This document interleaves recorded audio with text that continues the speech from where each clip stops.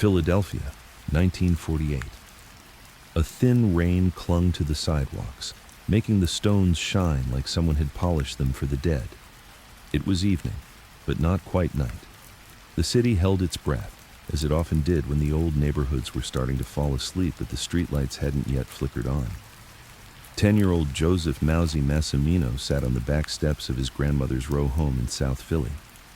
He had a slice of bread in his hand, just crust, brushed with a bit of olive oil and garlic, and he watched the steam rise from the nearby storm drain like it was talking to him. His uncles were inside, loud voices, clinking glasses, and one radio buzzing in and out of static as Sinatra's voice tried to cut through. "Don't sit out there too long, Joey," his grandmother called out in Italian. Her voice didn't sound worried, just practiced. But he stayed, because there was something about the quiet, something about the way the world slowed down out there, behind the kitchen heat, that made Mousie feel safe.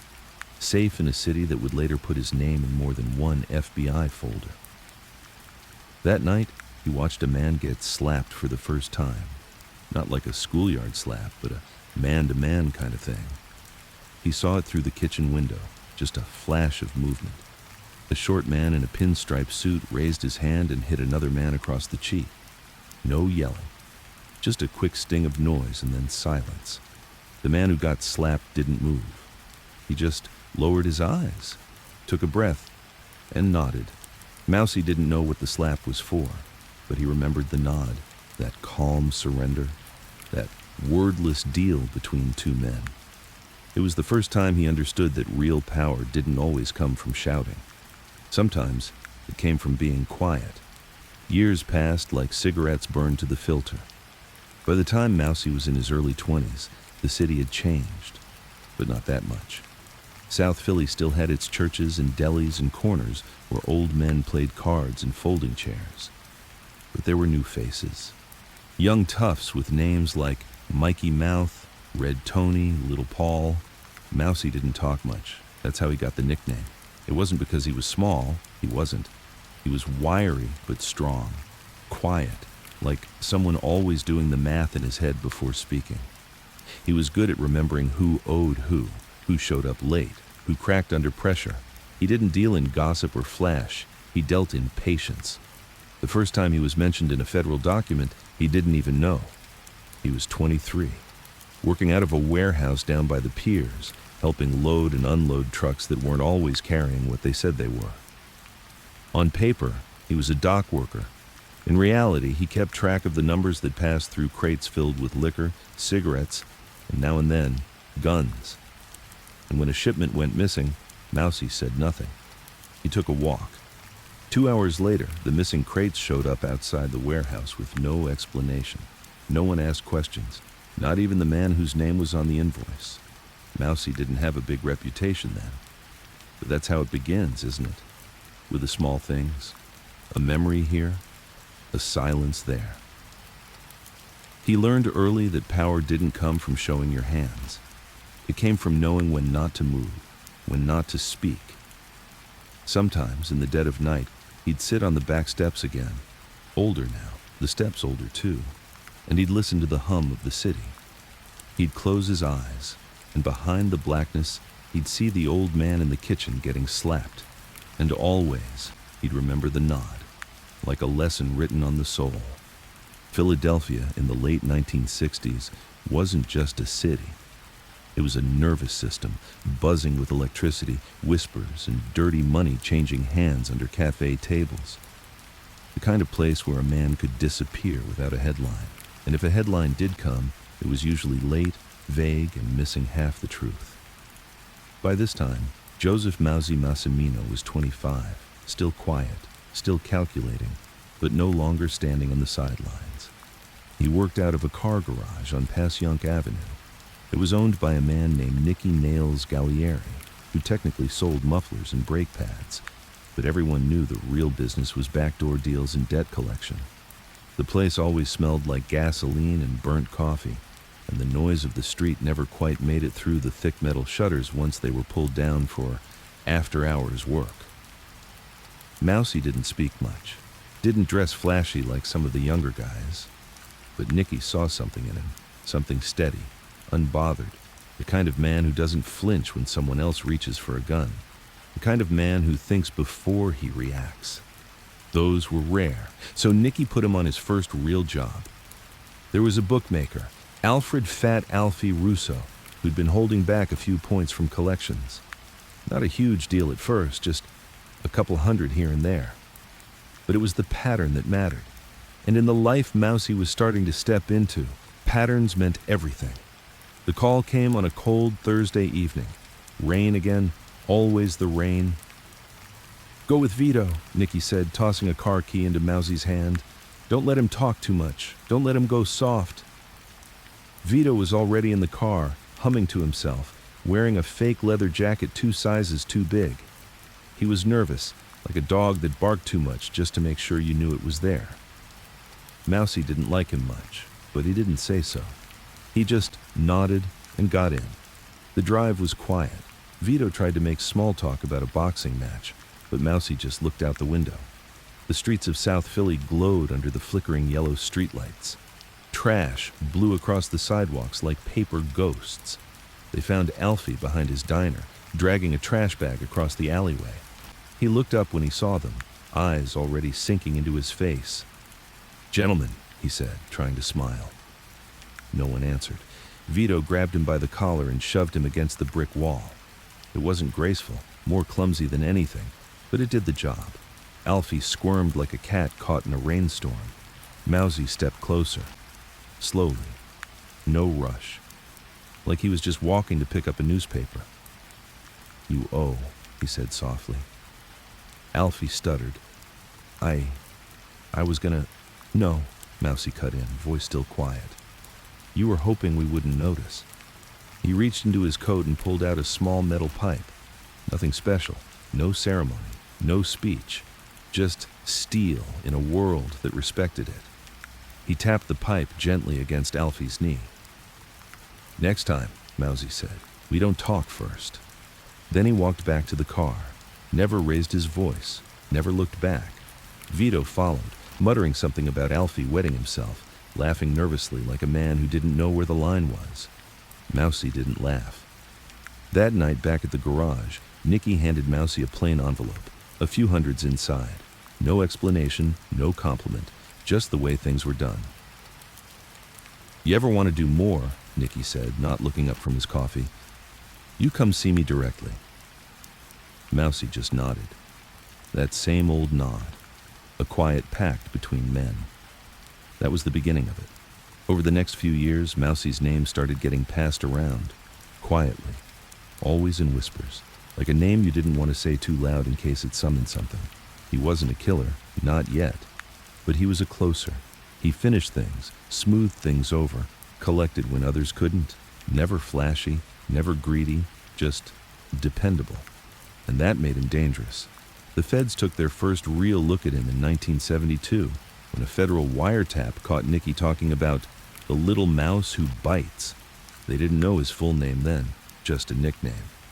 But it was enough to start a file.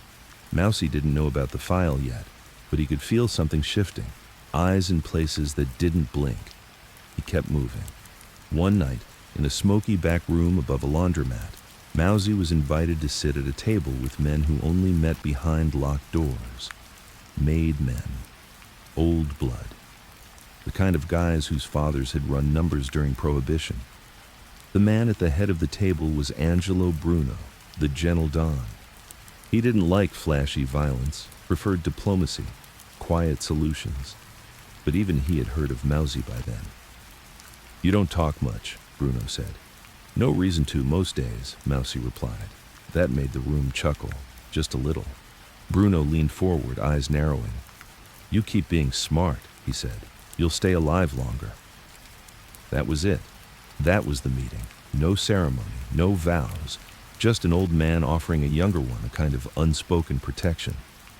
Mousie didn't take it for granted, but he didn't fear it either. But the streets were changing. Drugs were coming in. Heroin mostly, and with it came greed, quick money, paranoia. Nicky had always warned him. Drugs bring heat like you can't imagine. Bruno was against it, but others weren't. That's when Philip Crazy Phil Leonetti and Nicodemo Little Nicky Scarfo started making noise from Atlantic City. Bloodier men, impatient men, the kind who didn't believe in the old ways. Mousie watched from the sidelines. He still worked numbers, still collected, but he didn't get involved in the heroin trade. Not yet, not directly. He didn't like the mess it left, the way it hollowed people out, but he knew that staying clean wouldn't protect him forever, not in a city where loyalty meant everything until it didn't. One night in 1975, a car bomb went off outside a cafe Mousie had just left 15 minutes earlier. The explosion shook the whole block, shattered windows, and turned the sidewalk black with smoke. The feds showed up fast. So did the press. Mousie was questioned, not charged. He gave them nothing, not even a shrug. But something changed that day. The streets got quieter in a different way, like everyone was holding their breath, waiting for the next explosion. He stopped walking alone at night, started sitting with his back to the wall, didn't trust phones anymore, didn't trust smiles. And when Nicky went missing one winter morning, just gone, no body, no goodbye, Mousie knew what it meant. The rules were changing. The city was being carved up again, but this time with less patience. That winter, Mousie moved. Small apartment, north end of the city, off the radar. Still working, but lower profile. He started writing things down in a notebook only he understood. Numbers, dates, half names. And once a week, he'd walk by a payphone, pick up the receiver, and listen. Never called anyone, just listened.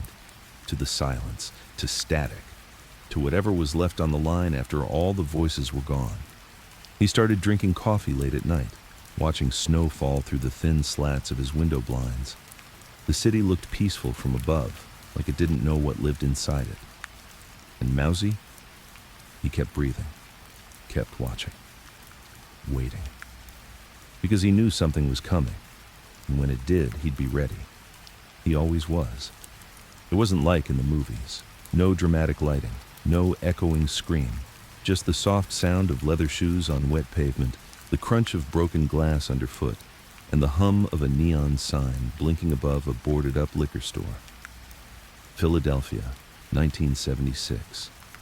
The bicentennial had come and gone, and the city had worn its patriotism like a cheap rented suit, tight in the shoulders, short in the legs, but good enough for the parade.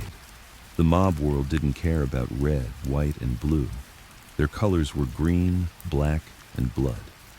Mousie Massimino had never pulled a trigger before, not to kill. He'd cracked knees, busted ribs, made people vanish. But always from a distance, always surgical, clean. That changed the night Tommy Ricci ran his mouth in front of a federal witness. Tommy wasn't even a made guy. He was a hanger-on, a wannabe, the kind who wore pinky rings before he'd earned $1 for the family. He snorted coke in the back of strip clubs and owed money to men he called brother in public, but disrespected in private. Worse than that, he talked too much when he got high, said names, said details, said things that had no business being said, especially not in a room that had ears. One of those ears belonged to an informant, and that was that. Nicky Gallieri had always warned Mousie, "It's not the rats you see that kill you, it's the ones still under the floorboards." When the message came down, simple, unspoken, passed with a glance across a barroom, Mousie understood. Tommy had to go. It was a cold night, the kind of cold that settles in your lungs like concrete. Mousie wore gloves, but not because he was nervous about fingerprints. He wore them because they reminded him to keep his hands steady. There was something about the tightness in the fingers that helped him focus. He found Tommy outside a pool hall off Oregon Avenue, drunk, laughing, trying to impress a waitress who didn't want anything to do with him. Mousie waited. He watched from the shadows, leaning against the rusted side of a telephone pole, his coat zipped just high enough to cover the .38 tucked against his stomach. Tommy stumbled out into the alley to take a piss. That was the moment. Mousie walked up behind him. No rush, no noise, just the quiet shuffle of steps. The gun came out, one hand, straight, close, aimed at the back of the head. Tommy turned halfway, just enough to recognize the shape of a man behind him. He didn't get a word out. pop. It wasn't loud. It wasn't messy. It was final. Tommy dropped like his strings had been cut, slumping against the bricks, face pressed into the frozen ground.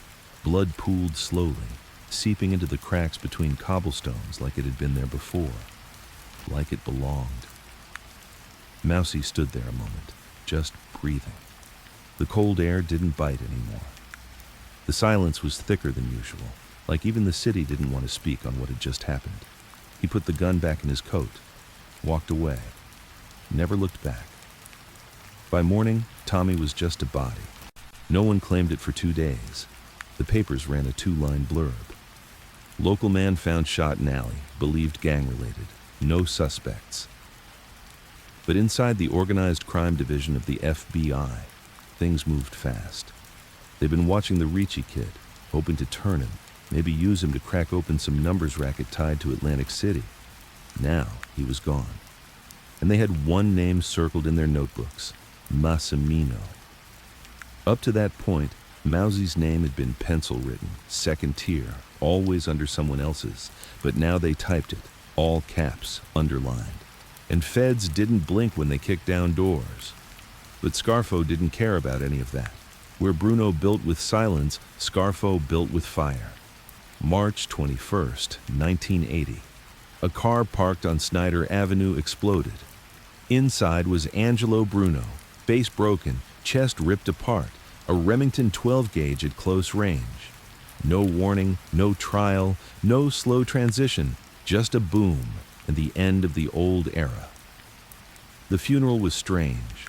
Old men in dark coats whispering in corners, no music, no eulogies worth remembering. Mousie stood near the back, hands in his pockets, rain hitting his shoulders like soft taps from a nervous ghost. He didn't cry, didn't pray, just listened. Listened to the silence between words, listened to the footsteps that didn't match the rhythm of mourning. And in that silence, he understood. Scarfo would take everything. The blood didn't stop with Bruno.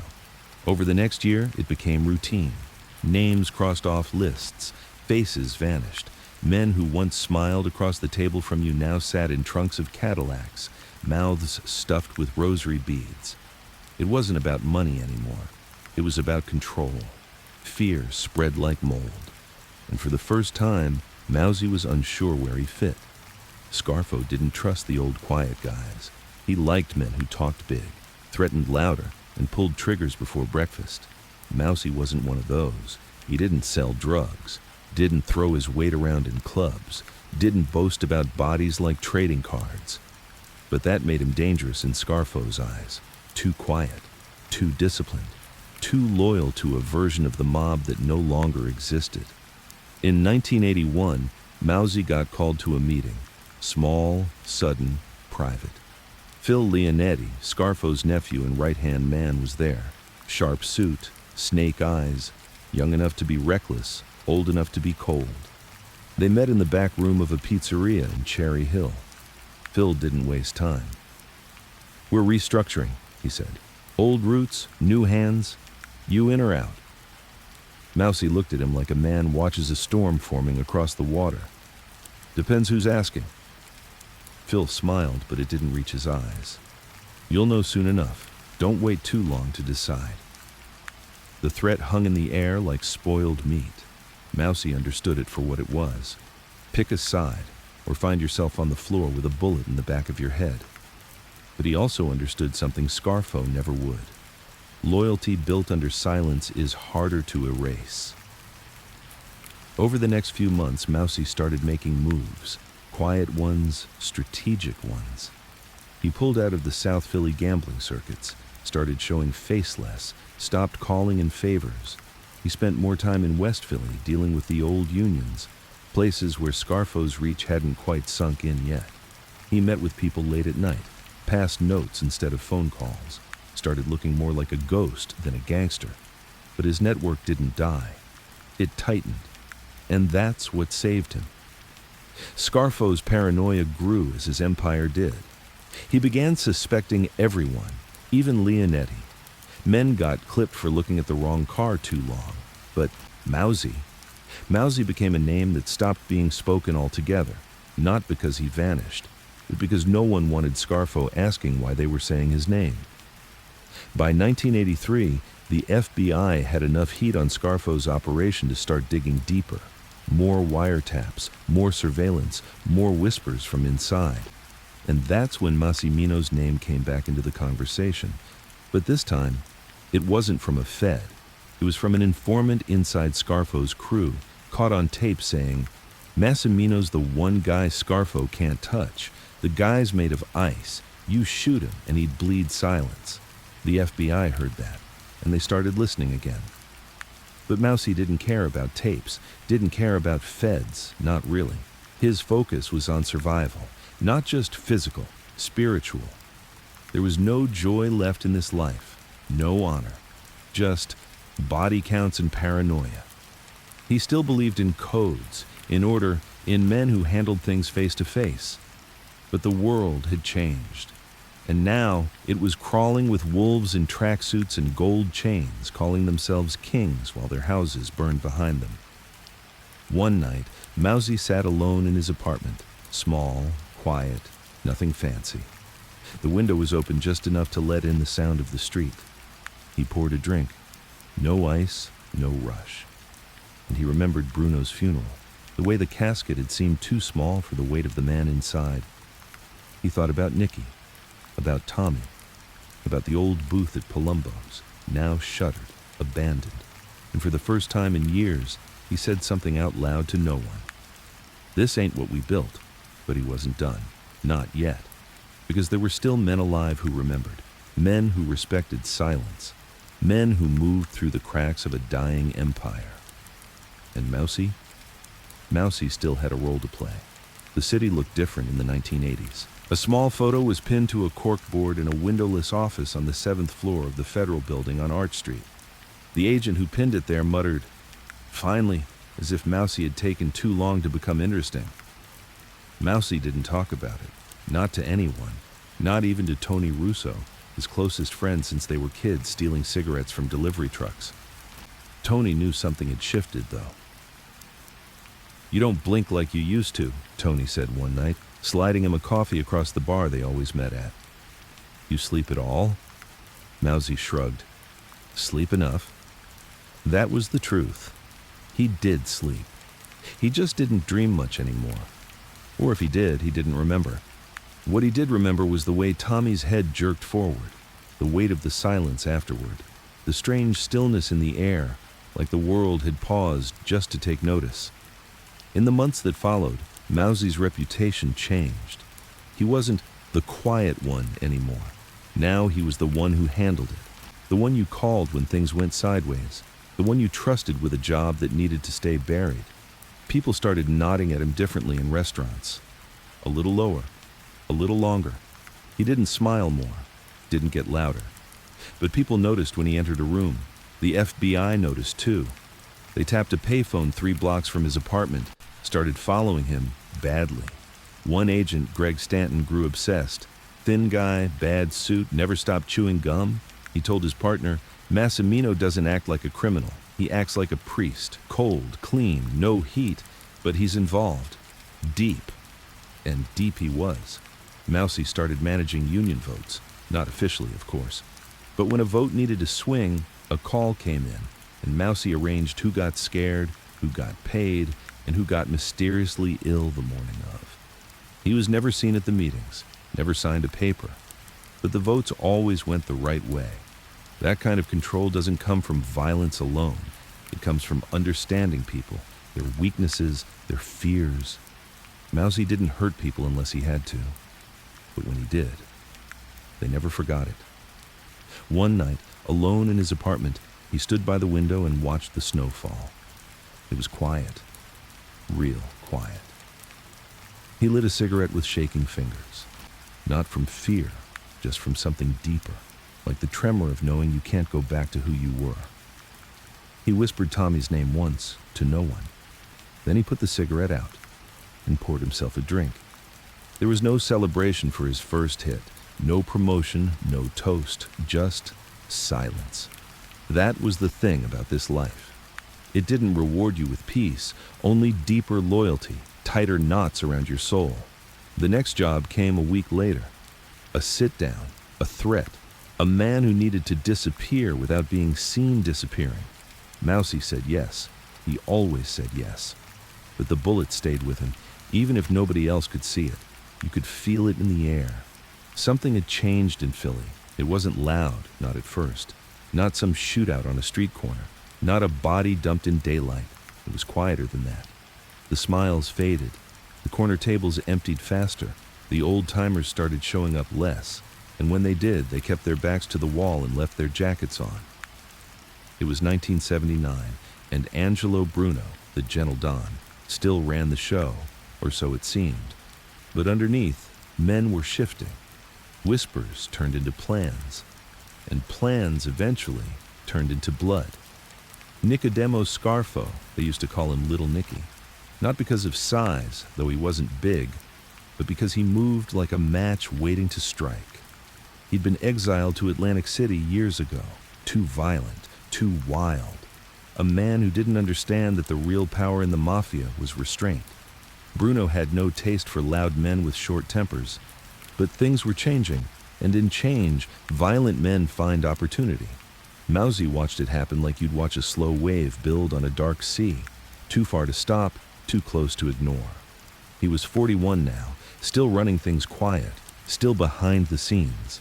His name had shown up in another FBI report buried deep. Massimino, Joseph A. Associated with Gallieri, suspected union influence, no direct contact with narcotics. The Bureau didn't know yet that Scarfo had noticed him too. The first time Mousie heard Scarfo's name spoken with reverence, he was in a booth at Palumbo's, a place where the veal was soft and the waiters knew when not to look too closely. A man he didn't recognize leaned into his table and whispered, "Scarfo's gonna fix this city. No more weak hands, no more half measures." Mousie didn't respond, didn't nod, didn't blink, just sipped his wine and let the words hang in the air like smoke. Fix the city, huh? That usually meant breaking it first. The thing about Bruno was, he kept peace, not out of kindness, but out of wisdom. He knew that open violence brought heat, and heat brought feds. The buildings got taller, the suits got shinier, but the corners still spoke the same language. South Philly was aging. The stoops weren't as full. The old voices from the windows now belonged to widows. And the names, they were mostly buried or locked up. But Mousie Massimino was still there, still walking slow, still showing up without being seen, still holding conversations with half a nod, a twitch of the jaw, the passing of a folded napkin. He wasn't flashy, never was. That's why he was still alive. Scarfo's war had scorched the earth. More than 24 dead in just a few years, many of them from his own crew. Half of Philadelphia's underworld was in hiding. The other half were in coffins. Even the FBI didn't have to dig deep anymore. Bodies floated up, witnesses flipped. Scarfo's madness was writing its own confession letter, line by bloody line. But Mousie didn't play by Scarfo's rules, and that's why he started winning. Slowly, quietly. It started with the unions. Scarfo's people had choked the life out of the locals, trying to control every vote, every handshake, every penny. But they didn't understand the workers, not like Mousie did. He grew up on those docks, knew the names of men's wives, knew who had a son in the Navy and who had a gambling problem they couldn't shake. He didn't threaten. He remembered. And that kind of memory builds something stronger than fear. Loyalty. In 1985, Mousie took over the quiet end of Local 30, the steam fitters. No one announced it, no one challenged it. He didn't walk in with a crew. He didn't have to. He sat down with the shop stewards one by one, over coffee, over late-night drives, over long silences in diners where the jukebox didn't work anymore. They trusted him, because he didn't ask for anything he wouldn't give back, because he didn't talk unless it mattered. That was the key. While the others screamed, Mousie listened, and in the world they all lived in, full of wiretaps, snitches, and sudden deaths, a man who listened was worth more than a man who barked orders. That year, two things happened. The FBI put Mousie on a target list, naming him as a rising figure of significant influence in the Philadelphia crime network. And Scarfo, already spiraling, noticed. One of Scarfo's guys, a twitchy bulldog named Carlo Zito, approached Mousie at a funeral. The funeral was for a man no one liked, but you still showed up because that's how the life worked. It wasn't about grief. It was about being seen mourning. Zito leaned in close, that false grin stretched over his teeth. "You're getting real friendly with the union boys, Mouse." Mousie didn't blink. "Better than being friendly with the feds." The smile faded. Zito wanted to say something tough, some threat cooked in Scarfo's kitchen, but he didn't. Because even Scarfo's men weren't sure anymore. Not about power, not about who'd be standing next month. And deep down, they knew. Mousie had outlived better men. The thing was, Mousie wasn't trying to be a boss. He was trying to survive. But in the world he was in, survival was power. And so he began building something Scarfo couldn't see. Something too subtle for a man addicted to headlines and body counts. He built a network of loyalty. Old bookies, retired collectors, quiet drivers, aging dock bosses. Men who no longer wanted war. Just a place to breathe, a way to eat, a man to believe in who wouldn't get them killed for sneezing the wrong way. They whispered to each other in diners and back rooms. "Mousie don't want your blood. He wants your word." That's why they followed. Tony Russo, his childhood friend, was still around. Slower now. Married. Owned a small bakery that barely broke even. They met once a week, always at the back, away from the counter, behind the smell of stale cannoli and burnt espresso. Tony would ask the same question every time. "You ever think about leaving all this?" And Mousie, always the same answer. "I never walked into it, just kept walking forward." By 1986, Scarfo had the feds breathing down his neck, and it was no longer a matter of if he'd fall, but when. He was throwing men under buses, burning bridges with gasoline, and acting like he could fight the future with a shotgun. Mousie stayed clear, didn't take calls, didn't go to meetings, let Scarfo's crew eat itself. The feds noticed. A memo passed across a DOJ desk. Subject Massimino has increased union involvement, yet has avoided association with recent Scarfo-linked homicides. Suspect may be shifting influence toward nonviolent consolidation. They didn't know whether to arrest him or observe him, so they did both. Late one night, in a diner that never closed, Mousie met with a man from New York. Not a boss, not a soldier, but something in between. The kind of guy sent to take your temperature before something serious happened. He sipped black coffee, stirred it for too long, and said, "There's talk you're next." Mousie nodded. "Talk don't scare me." The man smiled, real quiet. "That's why they're watching you." He wasn't wrong. Mousie's calm was dangerous. Scarfo's madness had created a vacuum, and vacuums don't stay empty. Everyone wanted to know if Mousie would fill it, even Mousie, but he wasn't chasing it. He didn't want the throne.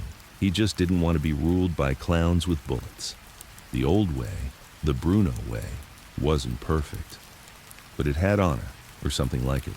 And if Mousie was going to be left standing after all this blood, he wanted to build something that wouldn't collapse the moment the lights came on. In the background, the cases built up. Scarfo was arrested in '87, RICO charges, murder, extortion, the works. The city exhaled, quietly. And in the silence that followed, the name Joseph Mousie Massimino slipped into more and more conversations. Not shouted, not written, just passed like a secret handshake. You want peace? Talk to Mousie. You want work? Mousie'll find a place. You want to stay breathing? Stay on Mousie's side.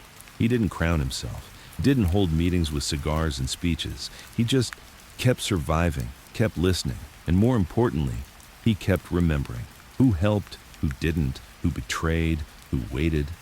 Because in this world, the past is currency. And Mousie had a vault full of memory.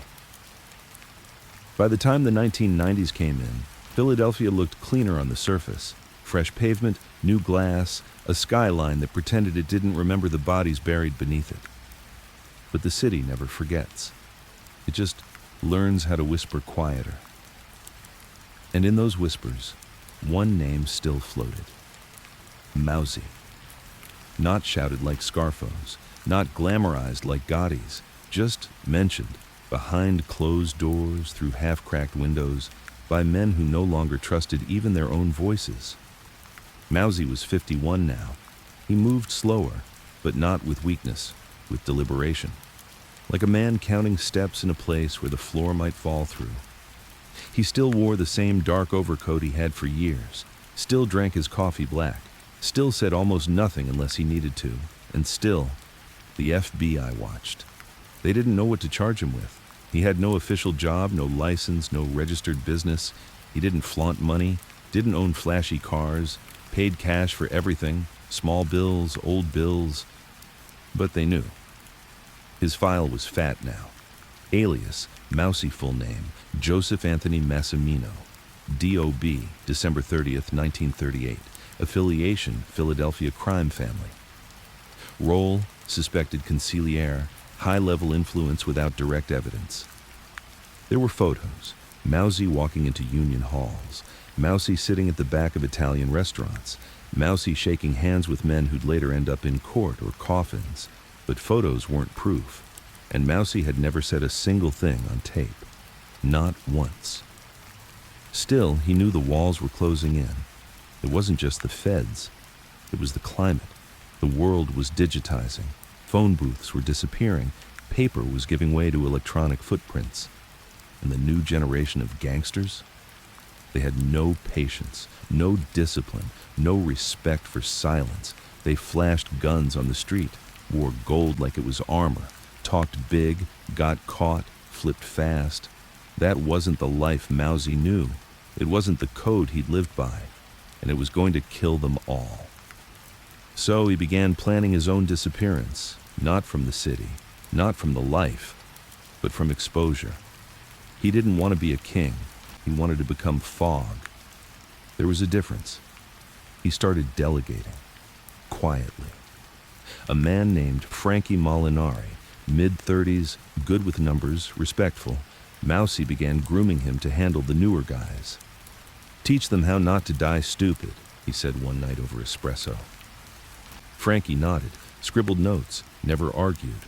Mousie didn't want soldiers. He wanted mirrors, men who could reflect calm, reflect memory, reflect the old codes in a world trying to erase them. In the shadows, the FBI intensified their efforts. They flipped bookies, low-level collectors, even tried to get to Tony Russo, Mousie's childhood friend, the bakery guy. They offered immunity, protection, relocation. Tony laughed. "What am I going to tell you, that he drinks his coffee too hot? Go chase someone who still needs a gun to feel important?" They didn't flip him. But now Mousie knew they were getting desperate. That was dangerous. Desperate men, in suits or in alleyways, make unpredictable moves. So he changed his schedule, stopped going to regular spots, stopped using the same car twice in a week, stopped staying in the same apartment for more than a month. He had 3 places now. One in South Philly above a closed barbershop, one in Jersey near a forgotten marina, and one in the Italian market, where no one asked questions and everyone looked like they were hiding something. He rotated between them like clockwork, but with enough chaos to make patterns impossible to track. One night, in the back of the Jersey place, a small room that smelled like salt and sawdust, he sat across from Frankie and said, "You know what the smartest men in this life do?" Frankie shook his head. Mousie didn't smile. "They make sure no one remembers exactly where they were the night everything went wrong." That same month, a young guy named Sal Mendez, flashy, stupid, mouthy, got picked up on drug charges. Instead of shutting up, he sang, loudly, told the feds about street-level operations, gave up a stash house in South Jersey, named 2 names that matched union cards. Then he made a mistake. He mentioned Mousie. Not directly, but enough. "There's this old guy who knows everything. They don't do nothing without him." That got filed, typed up, pushed to prosecutors. But it wasn't proof. Still, now Mousie's name wasn't just in folders.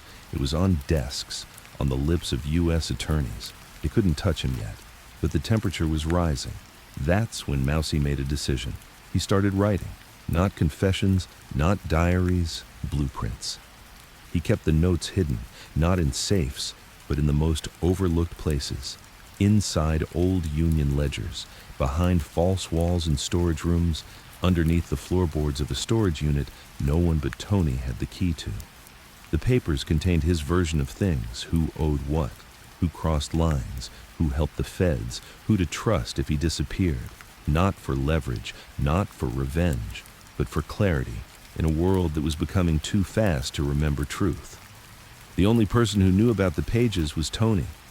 And when Tony asked, "Why write it down at all?" Mousie said, "So when someone tells my story wrong, at least one set of papers tells it right." The FBI kept trying. They put a mic inside a restaurant Mousie hadn't stepped into since 1989. They tapped a burner phone that wasn't his. They tried to pressure Frankie, but Frankie said nothing. He'd learned the most important lesson from Mousie. When you stop talking, people start telling on themselves. Meanwhile, a new generation was fighting over a much smaller kingdom. The Philly mob was no longer glamorous. The unions were cracking under federal pressure. Drugs were ruining crews from the inside out. And the bosses, they were either dead, flipped, or doing life.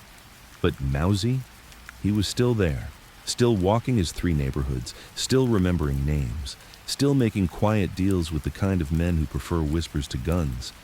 And while the streets changed, he didn't. Not the way that mattered. Then came 1998.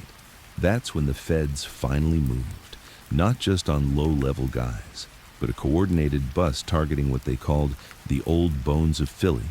16 arrests, dozens of charges, weapons, racketeering, union manipulation. Mousie's name was on the list, but he wasn't found. He wasn't at the barbershop, wasn't at the market, wasn't in Jersey. He was nowhere. He resurfaced a month later, in court, walking in like nothing had happened. Gray suit, calm face, lawyer by his side. He said nothing, took a seat, let the charges roll over him like waves on stone. But the feds had nothing solid. Their witnesses were shaky. Their tapes were empty of his voice. Their theories couldn't draw a straight line. The judge dismissed half the charges. The rest dissolved. He walked out free.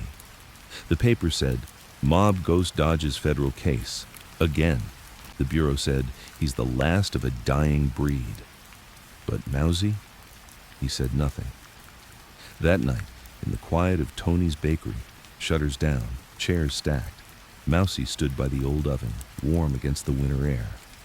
He looked at Tony, tired but focused. "It's not about avoiding the fall anymore," Tony waited. "It's about choosing when and how it happens." You could feel the city aging around him, the same streets, the same storefronts. But the energy had shifted. Kids didn't know names like Scarfo or Bruno or even Merlino anymore. They chased money faster, louder, and cheaper. Crack houses replaced corner card games. Half the wise guys were wearing wires. The other half were dead. But Mousie Massimino, gray-haired and steady, still walked like the street owed him silence. He didn't look like a boss, didn't sound like one, didn't act like one. That's what made him dangerous. He was the kind of man who outlived the storm, not because he fought it, but because he knew when to duck. By 1999, Mousie was no longer on top. Not officially, not even in the shadows. But people still asked permission before they made moves in South Philly. Not because they feared him, but because they respected what he remembered. And in the world he came from, memory was law. But Mousie knew. He always knew. Every kingdom ends, every street changes, and the real power isn't in holding on. It's in knowing when to let go without making a sound. So, he started the final phase. Not retirement, not vanishing, but removal. One piece at a time. Quietly. It began with cutting the fat, the hangers-on, the liabilities, the talkers. Sal Mendez, the kid who'd once mentioned Mousie's name to the feds, was back on the streets. Different crew now, still loud, still reckless. Mousie didn't order anything, didn't raise his voice. He simply told Frankie Molinari, "Keep him away from our name, or he disappears from our memory." Sal was never seen again. No funeral, no police report, just silence. Some say he skipped town, some say he got clipped. Mousie didn't confirm either way. He just crossed the name off a napkin and lit a match. Then came the money. Mousie started moving it, out of South Philly, out of unions, out of reach. He wasn't greedy, never was, but he knew the feds weren't stopping. And you don't fight a machine with fists. You fight it with vanishing acts. He had money in bakeries, funeral homes, even a landscaping company in Ohio. Clean businesses, boring ones. That's how he liked it. No more envelopes, no more skimmed cash under the table. He told Tony one night, "You want to stay free? Learn how to get bored." Then, slowly, he started pulling people in for quiet conversations. Not threats, not orders, just long talks, over bread, over old music, over silence. Jimmy Russo, an old union man, now half-blind and arthritic. Ricky Bellino, a numbers guy who hadn't left South Philly since Carter was president. Rosa, the widow of a soldier Mousie had once trusted with his life. To each of them, he gave a version of the same message. It's time to start thinking about the end. Your end, not mine. He wasn't being morbid. He was being generous. Because in the life they lived, most men never got the chance to plan their exits.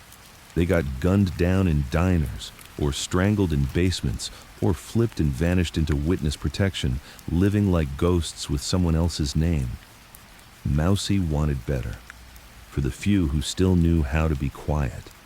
Meanwhile, the FBI kept circling. They were still looking for a final nail, something big enough to finally stick. But Mousie gave them nothing. He'd already started disappearing without leaving.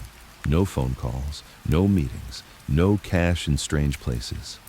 He started wearing the same jacket every day, driving the same car parked in full view, eating at the same diner, in front of the same crowd. He wanted them bored. He wanted them relaxed.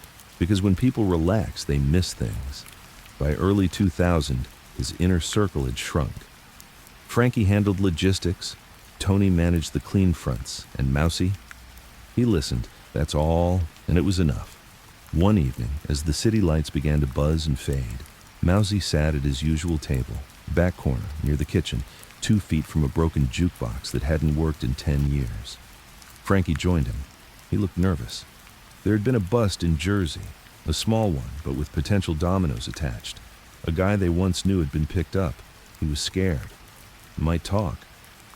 Frankie asked, low and tense, "Should I, handle it?" Mousie looked out the window. The street was quiet. A light drizzle kissed the sidewalk. "No," he said. "Not this one." Frankie furrowed his brow. "Why?" Mousie sipped his coffee. "Because sometimes it's better to let a man scream into a void than silence him and start an echo." That was the difference between Mousie and everyone else. He wasn't cleaning up messes anymore. He was neutralizing noise. And sometimes, doing nothing was the loudest move of all. The young guys didn't understand. They thought he was weak, washed up, out of touch. But the old ones, they saw it. They saw a man slowly turning off the lights in a house he'd kept standing through wars and betrayals. They saw a man who chose peace, not out of fear, but because he'd earned it. One night, Mousie sat with Tony in the back of the bakery. No pastries, no espresso. Just 2 chairs and a silence between friends who had nothing left to explain. Tony broke it first. "You think you'll ever be remembered?" Mousie didn't answer right away. He just stared at the flour dust still clinging to Tony's apron. Then, finally, "By the ones who matter, maybe." Tony nodded. "And the rest?" Mousie shrugged. "They'll remember someone. Might as well be me." It started with a phone call Mousie never expected. Not a burner, not a whisper on the street. A real call to Tony's bakery, of all places. Tony picked up the landline, like he always did. He was cleaning flour from his hands with a towel, squinting at the clock on the wall. The voice on the other end was soft, careful, like someone trying not to be noticed by their own conscience. Tony didn't speak, just listened. When he hung up, he walked to the back, sat across from Mousie, and for the first time in years, he looked shaken. "It's Louis DeMarco," Tony said. Mousie's eyes narrowed, slowly, like blinds being pulled shut. "He's dead." "That's what I thought too." Louis DeMarco wasn't a friend. He wasn't quite an enemy either. He was something in between, a variable Mousie thought he'd buried 20 years ago. Back in the Scarfo years, Louis had been a middle-tier guy, connected, eager, reckless. He didn't have the brains to rise, but he had just enough charm to survive. Then, he'd vanished. Everyone assumed he'd either flipped, been clipped, or moved to Florida, the holy trinity of mob disappearance. But now he was back. And the thing about men who return after 2 decades is they always bring something with them. 3 nights later, Louis showed up. Not at Mousie's door. Louis wasn't that stupid. He came to Tony's just before closing. Rain on his shoulders, hair thinner, eyes darting. He looked like a man who'd spent 20 years looking over his shoulder and had just realized it wasn't far enough. Tony stepped aside, didn't ask questions. Mousie was in the back, sipping black coffee, sorting through old ledgers he'd already read 100 times. When he saw Louis, he didn't blink, didn't rise, didn't speak. Louis did. "You look good, Mouse." No answer. "Better than I expected. I thought maybe..." Still nothing. So Louis sat down, gently, like he was afraid the chair might bite. The silence held for nearly a minute. Then Mousie spoke, low, slow, tired. "You were supposed to be gone." Louis smiled, but it didn't reach his eyes. "Yeah, life didn't let that happen." "Where were you?" "Everywhere. Nowhere. I got pinched in '89 in Jersey. Small thing, nothing federal. They held me a while, moved me around. Witness program." Mousie didn't flinch. "So you flipped." "They wanted me to, badly. But I didn't say a word about Philly, never did."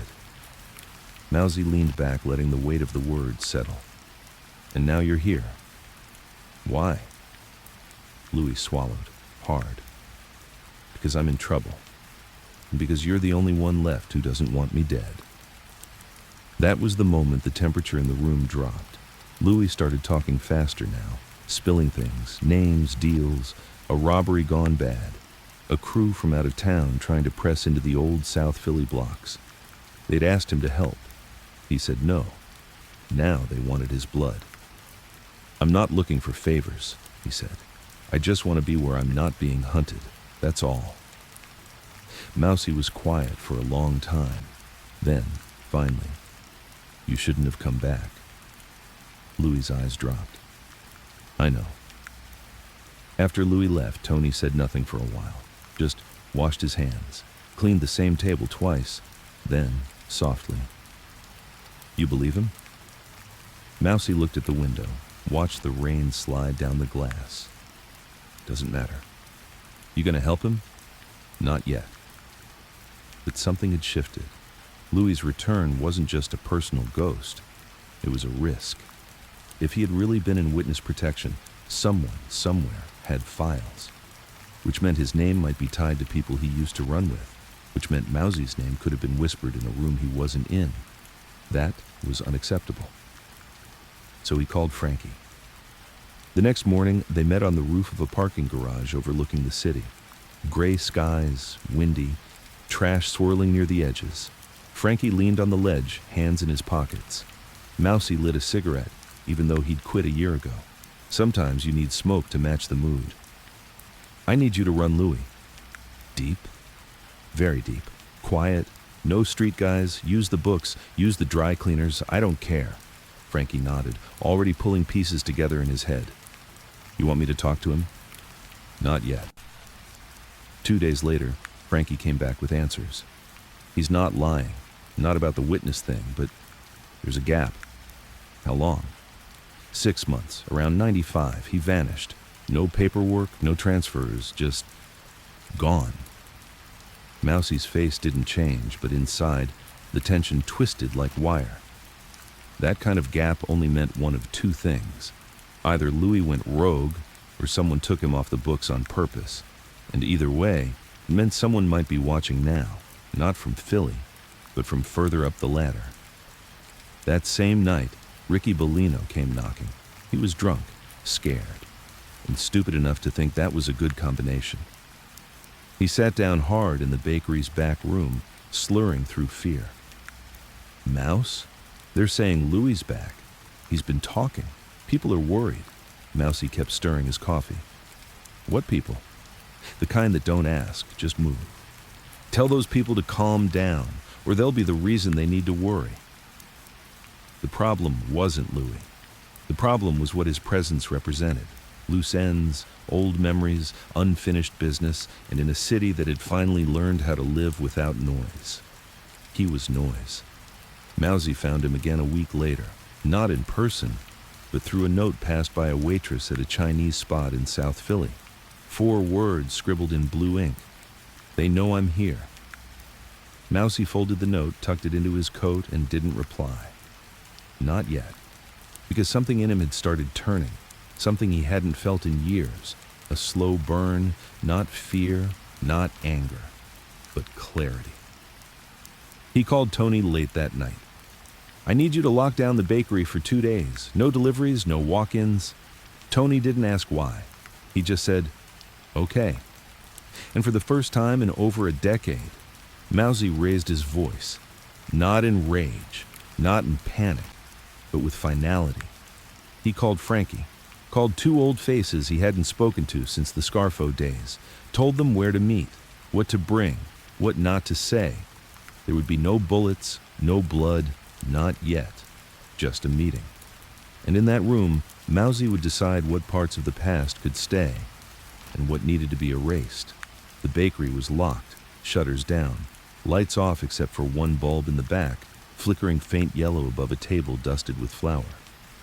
Tony had closed the place early, just like Mousie asked. No questions, no hesitation. The chairs were stacked on the tables, except for 2, side by side, facing each other. One for Mousie Massimino, one for Louis DeMarco. Louis arrived late. Of course he did. He wore a jacket that looked borrowed, his shoes were scuffed, his eyes, darting, desperate, kept dancing around the room like the walls had ears. Mousie was already seated, hands folded, no coat, no expression. He didn't offer a drink, didn't offer a seat, just waited. Louis finally took the chair, slowly, uneasy. I wasn't followed. Mousie didn't move. You don't know that, Louis sighed. I know how to spot a tail, Mouse. Mousie finally spoke, his voice steady, low. You knew how, before. I don't know what you know now. Louis laughed nervously, shaking his head. Man, you haven't changed. You have. A pause. Somewhere outside, a bus coughed through an intersection. The city kept going, oblivious, unbothered. Inside, the tension thickened like wet cement.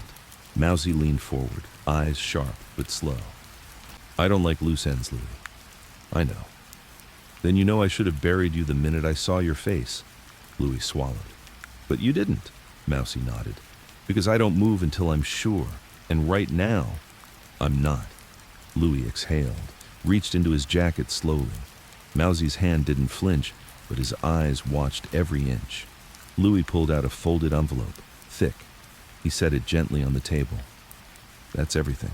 From the time I disappeared, where I was, who I dealt with, who wanted me gone. Mousie didn't touch it. You think paper saves you? No, but maybe it slows the fire. Mousie stared at the envelope like it was a loaded gun. Then finally, he reached out, opened it, skimmed, line by line, dates, names, addresses, government handlers, alias identities. A small-time smuggling ring in Tampa he worked with under a different name. But then, in the middle of the second page, a name, his name, typed, underlined, referencing a conversation Louis had with an agent in 1996. Nothing criminal, no accusation, just, I knew a guy back in Philly who stayed clean through all of it. Smart guy, never spoke. They called him Mousie. Mousie looked up, eyes narrowed. You said my name. Louis opened his mouth, closed it, then tried again. It wasn't like that. They were pressing me. I gave them noise. I never gave them detail. I never gave them heat. Mousie's voice was ice. You gave them my name. Yeah, but not like a target, like a ghost, like someone they'd never reach, like someone they already missed. Mousie's jaw tensed. They never knew I existed officially until the late 80s. And now I know why. Louis leaned in, a bit too close. I didn't give them your blood, Mouse. I gave them your shadow, that's all. You don't decide what part of a man the feds chew on. Once they get a taste, they don't stop. I was trying to survive. So am I. Silence again, heavier now, like two chess players staring at a board where only kings remain. Mousie pushed the envelope back across the table. This can't be undone, Louis nodded. I know. There's people now, young ones, who still say my name like it means something. They think I'm history they can walk next to. You brought heat. You brought questions. They were already looking. They weren't looking at me. Louis sat back, rubbing his face. So what happens now? Mousie didn't answer. Instead, he stood up slowly, walked to the small sink in the corner, ran cold water over his hands. He dried them carefully, turned back. You got two options, Louis. Let me guess. No, Mousie cut in, voice sharper now. You don't talk. You listen. You lost your voice the second you said mine. Louis nodded, swallowing again. Mousie continued. First option, you disappear. For good this time. No phone, no messages, no notes to Tony. You pick a place where no one ever says your name again. And you die there quiet. And the second, you try to hang around. And I let the city do what it does. You gonna be the one to. I don't have to. Philly kills noise by itself. You'd be dead before I blink. Louis went still, pale. His hands shook, but he nodded. Okay, I get it. Mousie walked back to the table, stared at him. You broke silence, Louis. And silence is the only thing we ever had. Louis looked up. So why give me the choice? Because if I bury you, I don't sleep right. If you walk into the dark, I can pretend it never happened. The room stayed silent for a long time. Louis eventually stood, looked older than when he walked in. He reached for the envelope, but Mousie stopped him. Leave it, that's mine now. Louis nodded once more. You'll never hear from me again. Mousie said nothing, didn't offer a goodbye, didn't watch him leave. When the door shut, Mousie sat down. His hands trembled for a moment, then stopped. He looked at the envelope, opened it again, tore out the page with his name, folded it into fourths, lit a match, watched it burn in a metal ashtray, watched the ink curl and vanish. Tony came in 10 minutes later, holding 2 cups of coffee. It done, Mousie took a breath. Yeah. You believe he'll disappear? No. You gonna move first? Maybe. He looked out the window. Rain again. Always rain when the past comes knocking. But for now, Mousie said, voice low, steady, final. Let him hear his own footsteps. Let him wonder. Philadelphia in the early 2000s was louder than it used to be. The noise wasn't just from traffic or construction. It was from people. Fast talking, fast living, fast falling. The old rules, forgotten. The old names, faded or fed to the feds. But Mousie Massimino still walked the streets, still sat in the corner of that bakery, still rode the bus sometimes just to watch the city move. He liked the quiet. He liked that most people didn't recognize him anymore. It made life simpler. But the ones who did recognize him, they were the dangerous ones, the ones with something to prove. One of them was named Vincent V. Paglione, young, mid-20s, nice watch, but fake shoes. Always holding a phone, even when it wasn't ringing. The kind of guy who thought walking into a room with sunglasses made people respect him. He'd been running low-level collections in North Philly, moving pills, running poker games, bragging about knowing the last real ones, bragging more importantly about knowing Mousie. The name still carried weight in quiet circles, and V used it like a fake badge, flashing it around places where it didn't belong. Word got back to Mousie through a quiet bartender in Fishtown. This kid, V, he's saying you're giving him orders, that he works for you. Mousie said nothing, just raised an eyebrow. The bartender continued. Said he's your new Frankie. Said you're passing the torch. Mousie didn't blink. He say it loud? Loud enough to make the wrong people curious. That's all Mousie needed to hear. He didn't get angry, didn't send anyone, didn't even call Frankie. He simply got up early the next morning, walked 2 blocks to the diner V liked to show off in, and sat at the counter with a cup of coffee. No fanfare, no entrance, just a quiet man sitting in a city that was forgetting itself. V arrived 15 minutes later, slicked back hair, a bomber jacket too clean for the streets he walked. He didn't see Mousie at first. He made the rounds, handshakes, forced laughs, buying someone's eggs to show he was doing well. Then he spotted the old man near the coffee pot, and he froze. Mousie didn't look up, just sipped, waited. V walked over, grin wide, voice louder than necessary. Hey, look at this. Mousie himself, the legend. Still no smile, just a tilt of the head. Sit. One word. V sat, laughed nervously. People been saying you're still sharp. I said, of course he is. Guy like you, built different. Mousie placed his cup down, finally looked him in the eye. You're using my name. V blinked. I mean, not like, it's respect, you know. Honor the old school. You told people you work for me. V shifted. Only to make things smooth, you know. Keep deals calm. People hear your name, they relax.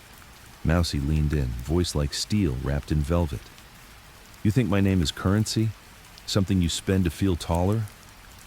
V opened his mouth, but nothing came out. You weren't born when I buried my first secret. You've never seen a man say goodbye to his family before a sit-down. You've never felt a room go cold when someone walks in without their coat.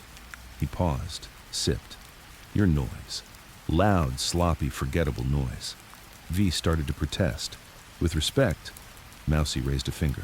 Respect would have been not saying my name. Now you owe me something you don't have. V leaned forward, whispering now. What do you want from me? I can fix this. Tell me what to do. Mousie stared at him for a long time. Then finally, you're going to disappear for 6 months. What? No phone, no clubs, no poker games. You vanish. And if I hear your name again, even once, I'll make you disappear forever. You can't be serious. Mousie looked at the coffee, then at V. Last time someone said that to me, I never had to say another word to them again. V nodded, slowly, then faster. Yeah, okay. I got you, loud and clear. Too loud. Fix that. V left, didn't finish his eggs, didn't pay his tab, just left. Frankie called later that night. You talked to him? Yeah. You want me to back it up? No, let's see if he heard me. For 3 weeks, V was gone. No club appearances, no late-night calls, no mention of Mousie's name. Then a bartender in Roxborough said he saw him again. New crew, new lie. He's saying Mousie made him lay low while they clean up the heat. Mousie didn't even blink. This time, he didn't speak to V. He sent someone V didn't know, a face from Delaware. No ties, no name, just a message. The second you say that name again, you'll be breathing dirt. V got the message and vanished for real. Later, Tony asked Mousie why he didn't just have the kid clipped. Mousie leaned back, stretched his legs. Because boys like him dig their own graves. All you have to do is give them a shovel. But something about it sat wrong. Not fear, not regret. Something like exhaustion. The game wasn't getting more dangerous, it was getting stupider. And for the first time, Mousie wondered if there was anything left worth protecting. That night, he sat in his apartment, lights off, window open, listening to the city. It was louder than it used to be. The sirens didn't bother him. The traffic didn't bother him. It was the voices, fast, shallow, constant. Everyone wanted to be seen. No one wanted to be remembered the right way. He opened a drawer, took out the small ledger he'd kept since the 80s. Names, dates, Small coded notes only he understood. He flipped to the back, wrote 2 words: final arrangement. The man in the casket was Carlo Fazio, a bookmaker, old school. Didn't talk much, didn't flip, didn't get rich. He just endured. They said he died in his sleep.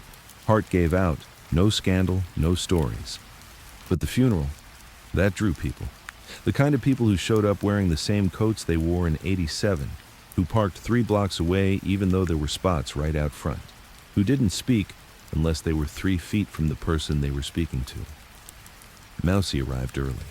He sat in the second row, didn't wear a tie, didn't bring flowers, just sat.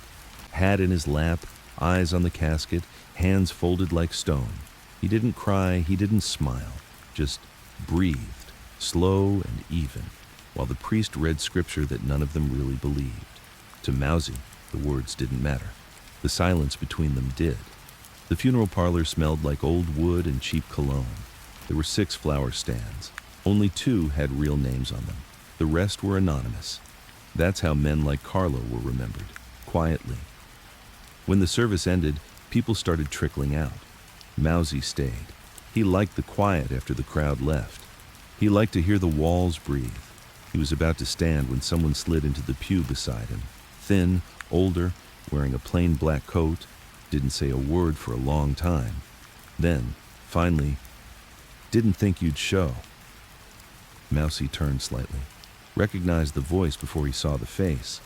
Greg Stanton, FBI agent, retired, maybe not.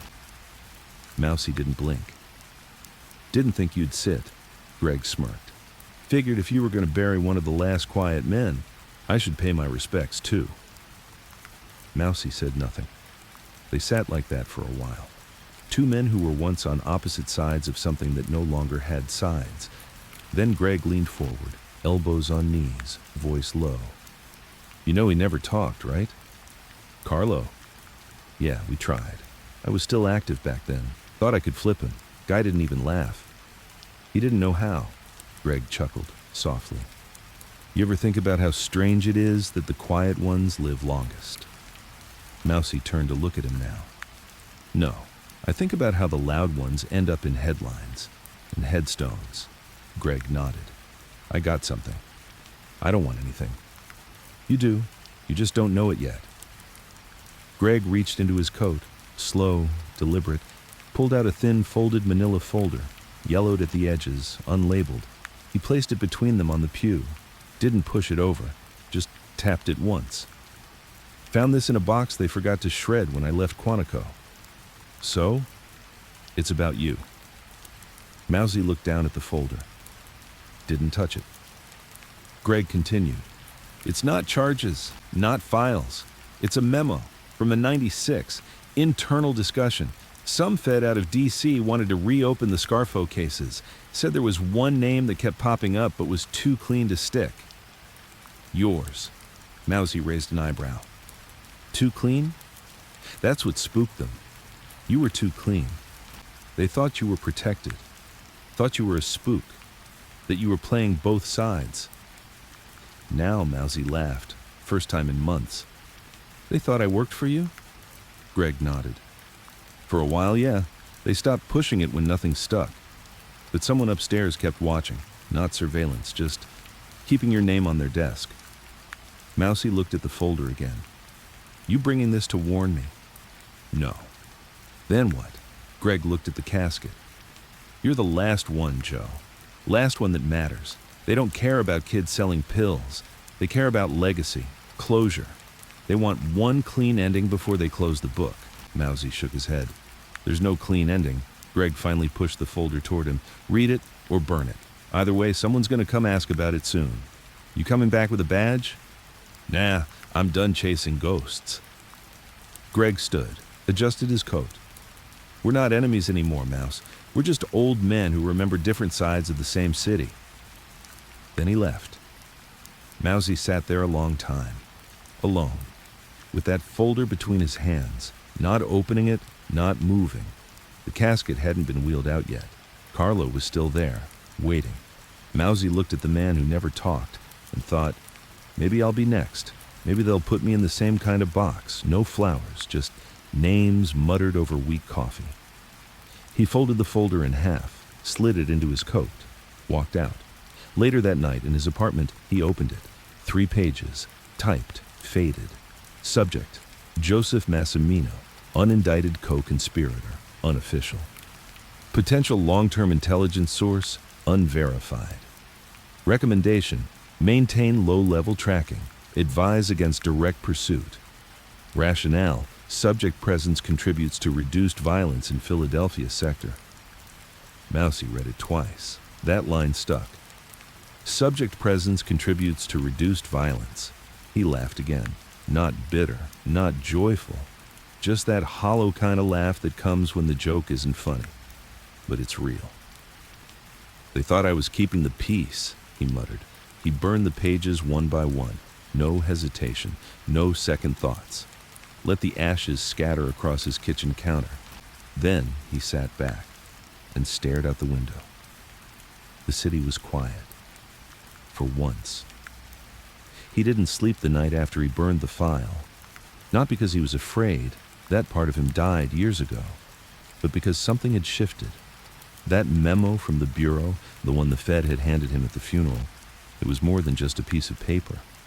It was a mirror. And what Mousie saw looking back wasn't a gangster, wasn't a boss, wasn't a legend. It was a man who had been invisible for too long, on purpose, and now realized that invisibility came with a cost.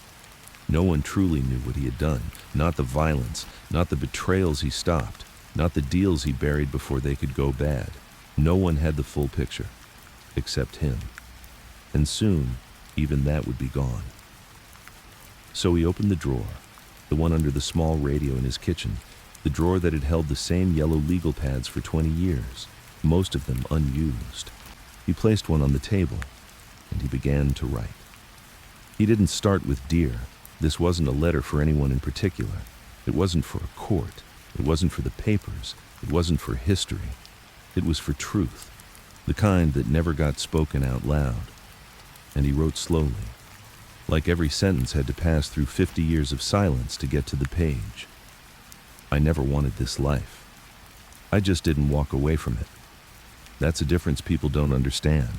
He wrote about the early days, the warehouse jobs, the first envelope handed to him with no words, just expectation. He wrote about Nicky, about Bruno, about how Scarfo ruined everything. Not to rat, not to accuse, just to record. Because even the darkest men deserve to have their story told right, once. He stopped halfway through the first page, rubbed his hands, stared out the window. The city was quiet again, colder now, a whisper of winter in the air. Funny, he thought. He could feel the end coming, not fast, not loud, just close, like a footstep behind him that never quite reached. The next morning, he called Frankie Molinari, told him to meet him at the bakery. Tony had the back room cleared, same chairs, same table. Frankie walked in, looking older than Mousie remembered. He'd lost weight, hair thinning, but his eyes, still loyal. Mousie slid the yellow pad across the table. Don't read it, Frankie raised an eyebrow. Then what am I doing with it? I want you to hold it, somewhere no one finds it unless something happens to me. I think something always happens. Question is when. Frankie didn't touch the pad. Is this like a will? It's not legal. It's not proof. It's just what I remember. You want it buried? Mousie shook his head. If I go down clean, let it rot. If they lie about me, you read it. Frankie nodded, no hesitation. You ever lie in there? No, just left a few things out. They both smiled. After Frankie left, Mousie sat with Tony in the front of the bakery. It was quiet. The ovens were cooling. The register was closed. They didn't talk for a while. Then Tony said, You finally putting it all down? Enough of it. Why now? Because the people I protected are getting too old to remember why they were protected. Later that day, Mousie visited a spot he hadn't been to in years. A cemetery, small, overgrown. No one famous buried there. Just names whispered once, then forgotten. He stood over Nicky Gallieri's grave. No flowers, just a cracked headstone, Mousie knelt, placed a small rock on top. Old habit, old respect. I kept it quiet, Nick. He said nothing else. Didn't need to. The stone would say enough for anyone who still knew what it meant. That night, back in his apartment, he opened the second drawer, pulled out an envelope. Inside was a different kind of paper, a deed to a plot of land upstate, unremarkable, cold, remote. He'd bought it under another name years ago. People always thought gangsters wanted to be buried in style. Mousie didn't want style. He wanted distance, a place where no one would visit. No press, no headstone, just earth and quiet. He wrote a second letter, shorter, just 2 paragraphs. If you're reading this, I'm gone. Whatever you think I was, I probably was. Whatever you think I did, I probably did. But I never betrayed the people who kept their mouths shut. And I never asked for more than silence in return. He sealed it, placed it inside the back cover of the yellow pad, then locked the drawer. The newspaper showed up on his doorstep, which was strange. He didn't subscribe to the paper, didn't read the news unless it came whispered through alleyways or handed off in folded notes. But there it was. The Inquirer, dated 2 days earlier, slipped halfway under the door like it had been left in a hurry. He picked it up with steady hands. The front page headline wasn't what caught him. It was a smaller column tucked along the right side. Just 7 words. Federal witness names ex-mob enforcer in 1986 hit. He didn't blink. He turned to page A4, read the name, and then he said it aloud for the first time in 30 years. Bobby V. Robert Bobby V. Vassallo. Long ago, Mousie had described him as a lit cigarette near gasoline. Too eager, too angry, too scared to admit he was scared. In the mid-'80s, Bobby had been Scarfo's errand boy. Didn't pull the trigger often, but he was always in the room when something bad was about to happen. Mousie never liked him. Not because Bobby was dangerous, but because he didn't know when to stop talking. And in 1986, Bobby had done something stupid. Something that nearly burned Mousie's whole network to the ground. They were supposed to scare a man named Gino Marzano, a contractor who was skimming union money and flirting with turning informant. Just scare him. A car window, a cracked rib, enough to bring him back in line. But Bobby? He killed him execution style in his own driveways in front of his wife. Scarfo covered it up, said it was clean, said the feds would never pin it. They didn't. But Mousie knew, and he never forgot. Now, in 2001, Bobby's name was in the paper, and not just his name. Vassallo, currently in federal custody under sealed charges, has provided new information implicating a high-ranking figure in the Philadelphia crime family in the 1986 murder of Gino Marzano. Then came the kicker. Identified as Joseph Massimino, known by the street name Mousie. He didn't drop the paper, didn't tear it up. He just read it again and again, then folded it neatly, set it on the kitchen table, poured himself a cup of black coffee, and sat. This wasn't fear. It was calculation. Bobby V had been locked up for something else, likely drugs or tax evasion. He probably saw a window, knew the FBI still had Mousie's name under glass, so he reached for a deal, a desperate man reaching backward. But the problem? Gino's murder was real.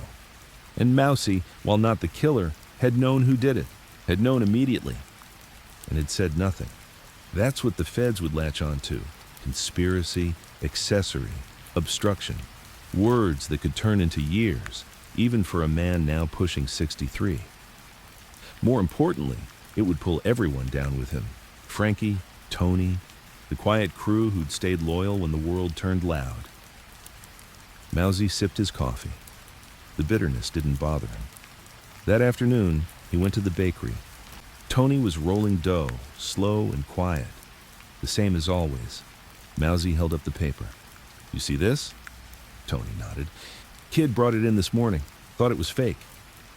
It's not. Tony stopped rolling. It gonna stick? Depends. On what? Mousie sat down slow. His knees ached more these days. on whether I let it.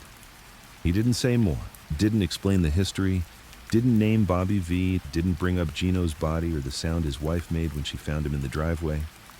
Tony didn't ask. That was the rule. You didn't dig for answers that could bury you. That night, Mousie called a number he hadn't dialed in years. A woman picked up. Late 40s, firm voice. No patience for nonsense. But hello? This is Joseph Massimino. A pause. Then the woman's voice dropped an octave. I was told to expect your call if your name ever came up. It did. In the papers? Yes. Do you want a meeting? No, I want a message delivered. She didn't ask questions. He gave her a name, Bobby Vassallo, and 6 numbers. A date, June 12th, 1986. Then one sentence. Tell them they know who really did it. She exhaled slowly, as if recognizing something deeper in his voice. Understood. Thank you. He hung up. That night, he opened the yellow pad, the one Frankie was supposed to guard. He turned to the back, to the section titled Names Left Off. Underneath, he wrote, Bobby Vassallo, Scarfo hitter, unreliable. Killed Marzano without order, protected for silence. Then he underlined something. Never speak for the dead unless you helped bury them. He stared at it. Then he wrote one last thing. If they come for me, make sure he goes first. The next day, Frankie showed up early. Sat down across from Mousie in the bakery, didn't touch his coffee. You want me to make the call? Already did. You sure? He pointed at me. I pointed back. Could have stayed quiet, waited to see if it blew over. And if it didn't, he drags us all down. Frankie nodded. Then I'll make sure the foundation stays dry. They didn't speak after that. Just sat. Watched the sun rise through the bakery's dusty window. 3 days later, the headline was different. Federal witness Vassallo reverses statement, no charges filed in 1986 murder case. No retraction, no apology. Just gone. The feds dropped the heat. Bobby was quietly transferred, back into the system. Forgotten. Mousie folded the paper. Didn't smile, didn't sigh.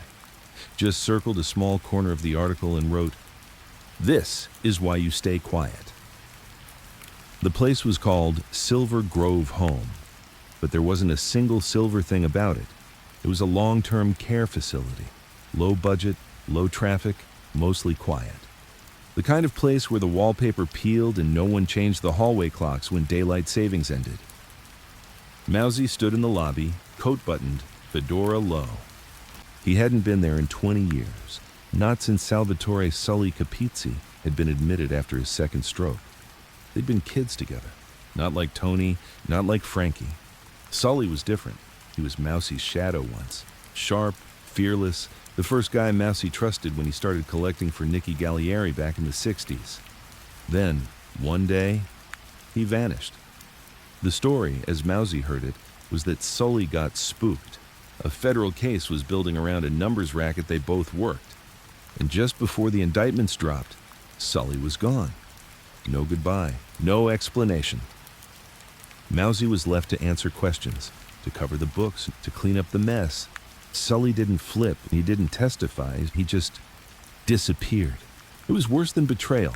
It was abandonment, the kind you never write down, the kind that leaves a permanent pause between two names. The nurse led Mousie down the hallway, fluorescent lights buzzing like dying flies overhead. He's lucid most days, she said, but not all. If he recognizes you, you'll know it. Mousie didn't answer. He stopped in front of room 217. Wooden door, no sound inside. He knocked once lightly, didn't wait for a reply. Opened the door. The room smelled like applesauce and dust. Sully sat in a chair by the window, blanket on his lap, skin pale, thin, almost translucent. White hair combed back, even though it had thinned into memory. He didn't turn right away, but then, slowly dash. He did, eyes locking, a flicker of recognition, a flicker of guilt. Joe. One word, barely a whisper. Mousie stepped in, closed the door, took the chair opposite him. They sat in silence for almost a minute. Then Sully spoke again. "You're older. So are you. Didn't think I'd see you again." "You weren't supposed to." Sully nodded, swallowed. "You here to kill me?" Mousie looked at the window. Would have been easier 40 years ago. Sully coughed, a dry, rattling sound. "I didn't talk." "I know. I didn't run to the feds." "I know that too." "Then why'd you never come see me?" Mousie finally looked at him, long and steady. "Because you left when it counted. You disappeared and let me carry the weight." "I had to." "You didn't." "My wife was pregnant. I thought we were both going to jail. I thought if I left, I could spare her." "You could have told me. Would you have let me go?" Mousie didn't answer. That silence was the answer. Sully coughed again, looked out of the window. "I never made peace with it, Joe." "Me either. I wrote you letters, never mailed them. I wouldn't have read them." "Figured. The kind that lives in rooms where words once mattered." Then Sully said something Mousie didn't expect. "It wasn't just the case, it was Scarfo." Mousie blinked. "What about him?" "He came to me, said you were getting too careful, too respected. He wanted me to dig on you." "And?" "I told him no."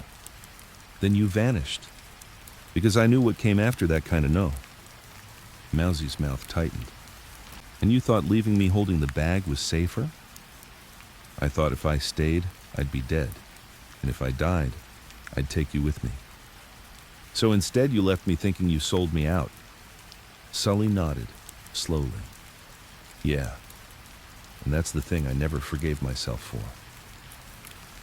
The sun started to set behind the blinds. Light striped the floor. The room grew dimmer, softer. Sully turned to him again. "I got a daughter now. She visits sometimes. Thinks I was a truck driver. Tells her kids I worked for the city." Mousie looked down at his hands. "You ever tell her the truth?"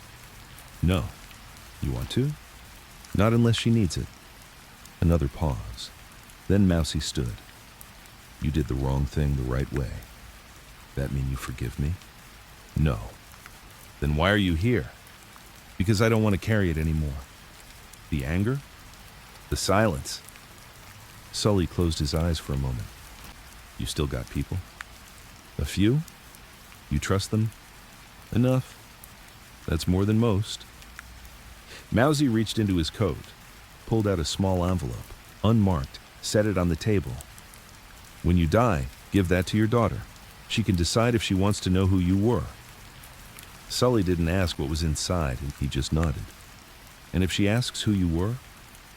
Mousie gave a half smile. "Tell her I was the man who didn't kill you." They didn't shake hands, didn't hug. Mousie just walked to the door, opened it, paused. "You kept quiet, Sul. That's the one thing I always respected. I learned from the best." "No, you learn from watching what happens when you don't." Mousie left, didn't look back. Outside, the sky had turned dark. The city was moving again, but slower. He lit a cigarette, stood under a streetlight, watched the smoke drift into the cold air, and for the first time in years, he felt lighter. It had to be Frankie. There was never any other choice.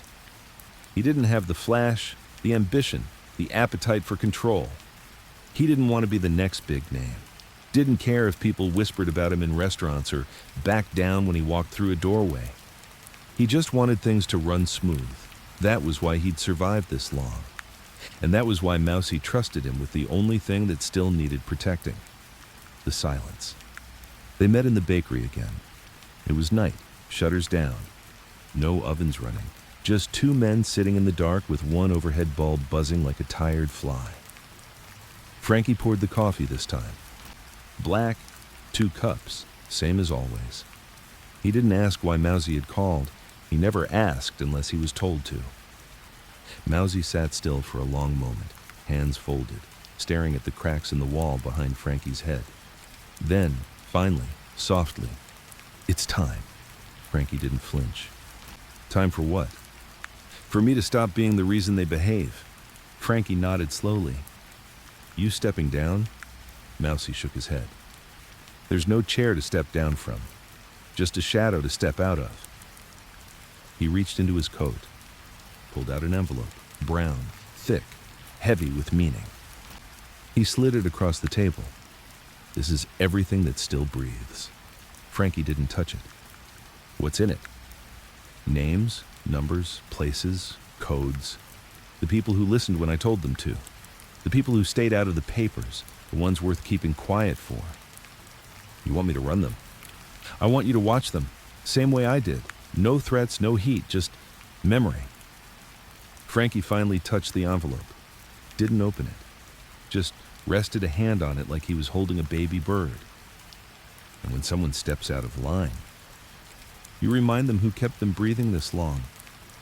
Silence fell again. The kind that used to hang between old-timers when the air got too heavy to speak. Mousie leaned back, his voice even softer now. I'm not dying, Frank. I don't feel sick. I'm not on a list. But I'm tired. Not in the body. In the soul. Frankie looked at him. Not with pity, not with fear, just understanding. Yeah, you've been carrying this whole damn street on your shoulders for 40 years. And I'll carry it until the moment I drop. But I don't want anyone scrambling when I do. Frankie nodded again. This was the moment. Not a transfer of power, not a handoff, but a passing of silence. That rarest thing in a world full of guns, greed, and bad headlines. What about Tony? Frankie asked. He's got the bakery. That's all he ever wanted. He deserves peace more than both of us. You gonna tell him? No, he'll figure it out when I stop coming around. Frankie looked down at the envelope. Yeah. What do you want me to do with this if I go before you? Burn it. Nobody else should ever see those names. They're ghosts now. And ghosts don't belong in courtrooms. Then Mousie said something he hadn't said in decades. You've done good, Frank. Frankie blinked.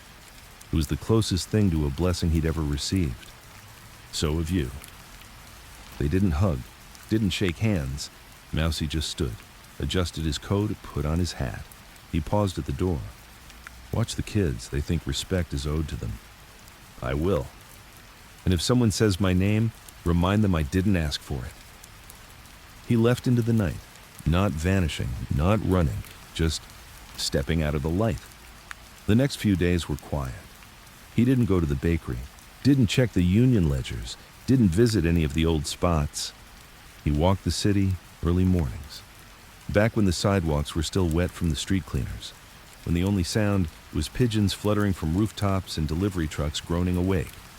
He watched people, young ones rushing, old ones limping, and in every corner he saw a version of himself, a boy, a collector, a whisperer, a name on a folder, and then a man who knew when to disappear. Tony called once and didn't ask where he was, just said, "You okay?" And Mousie replied, "I am." That was all either of them needed. In a park near 8th and Christian, Mousie sat on a bench. No pigeons, no kids, just the rustle of trees and the sound of buses in the distance. He took out a pen, opened his coat pocket, pulled a fresh piece of paper, not the yellow pad this time, just a small square, blank. He wrote 5 names, all of them people who died because they didn't know when to stop. He folded the paper, stuck it under the bench, let the wind decide where it went next. It was a Tuesday, nothing special about it, the kind of morning most people forget before lunch. Gray sky, wet pavement, the wind smelled like metal and coffee grounds. Mousie woke up at 5:12 a.m., just like always. His apartment was silent except for the hum of the radiator. Outside, a bus hissed at the corner. The street lamp flickered, then went out. He stood slowly. His knees didn't groan as much as they used to. He poured himself a cup of black coffee, didn't toast bread, didn't put on the radio. He opened the blinds. The city stared back. And for the first time, Mousie didn't see it as a place to manage, to control, to survive. He just saw a place where stories kept moving forward, without him. There was a moment, small, barely a breath, where he thought, this is what it feels like to be done. Not dead, not running, just finished. He took a shower, cleaned the small dishes in the sink, straightened the blanket on the couch he never let anyone sit on. Then he opened the drawer, the one that held his old yellow pad. He flipped to the last page. It was blank. He stared at it for almost a minute, then wrote, "Nothing left to protect. No one left to fear. That means I did it right." He signed it, just J. Not for glory, not for history, just so someone would know he existed. Then he folded that final page, taped it under the kitchen table, where only someone cleaning deep would ever find it. Maybe they wouldn't. Maybe that was better. He put on his coat, his old wool one with the lining coming apart at the cuffs. His fedora. Same one he wore the day they arrested Nicky Scarfo in '87. Same one he wore to Carlo Fazio's funeral. Same one he never wore unless he was ready for something to end. He looked around the apartment, everything where it should be. That mattered. He stepped outside. The city didn't notice. Why would it? He was just an old man walking toward South Philly like he had somewhere to be. No bodyguards, no fanfare, just Mousie and the sidewalk. He passed by the corner where Vito used to sell fake watches. Gone now. Turned into a vape shop with LED lights and an open 24 hours sign. He paused, smiled. World got louder, he muttered. By the time he reached the bakery, the shutters were halfway up. Tony was inside, wiping the counter. He looked up, saw Mousie through the glass, and nodded. Didn't smile, didn't wave, just nodded. Mousie nodded back. He kept walking, didn't go in, didn't need to. His final stop was the bench, the same one in the park near 8th and Christian, where he left the slip of paper a week ago. It was empty. Pigeons scattered as he approached. He sat, no one bothered him. He watched the city breathe. Buses sighed, old men walked dogs, kids screamed on their way to school, and somewhere in the background, life moved forward. He reached into his coat pocket, pulled out a small object wrapped in cloth. It was a key, attached to a tag that simply read, Locker 18, 9th Street Station. He placed it gently on the bench beside him, didn't look at it again. Let the wind play with it. The locker held nothing criminal. No money, no guns, no evidence, just one more envelope, labeled Read Only If I'm Gone. Inside it, a letter to Frankie. One final instruction, one final favor. If they ever write about me, make sure they get one thing right. I chose silence. He sat there until the sun rose behind the church steeple. The bells rang once. He tipped his hat at nothing in particular, stood, stretched, then turned around and walked away. 3 weeks later, no one could say where he went. Not Tony, not Frankie, not the feds, not even the kids who used to swear they saw him near 11th Street every Tuesday. His apartment was clean, empty, paid in advance for 6 more months. The bakery kept running. The street stayed quiet. And the city? The city forgot to ask. Frankie found the locker on a cold Thursday. He opened it, read the letter, didn't cry, didn't call anyone, just burned it that night in the alley behind the bakery, watched the ashes drift upward like secrets dissolving into sky. There were rumors, of course, that he moved to Italy, that he was living under another name in Jersey, that he finally turned himself in. But those were just stories. The truth? Mousie Massimino left nothing behind but silence. And that was exactly how he wanted it.